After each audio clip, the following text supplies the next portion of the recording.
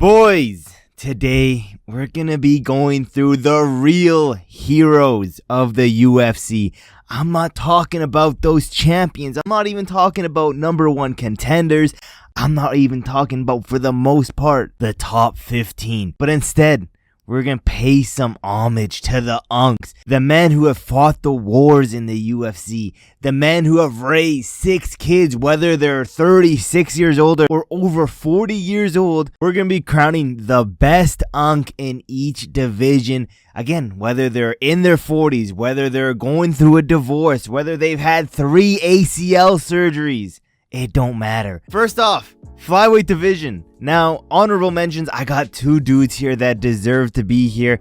There can only be one winner, unfortunately, but they're all winners in my book. But right here, I got honestly one of the youngest unks in the division, and when you look at this dude, he just screams unk. You know, he just looks like a typical unk. He looks like he just got off his second job at AutoZone. He gives that classic unbothered unk energy, and it's gotta be Charles Johnson.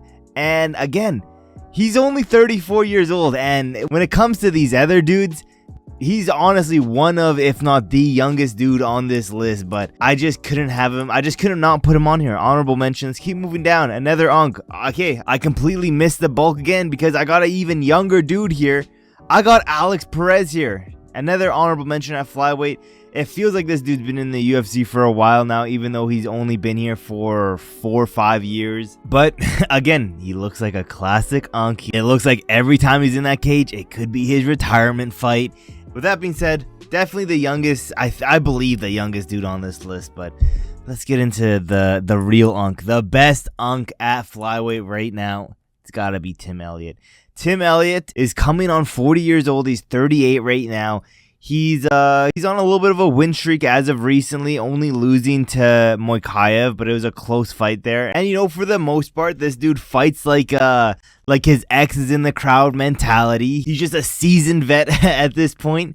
And again, one of these classic, you know, drunk at the Sunday night barbecue looking ass unk. You're telling me you're heading over to the Sunday night barbecue and you're pulling up, and you wouldn't be surprised if you see this dude right here, drunk, trying to pick fights with some of the other unks here.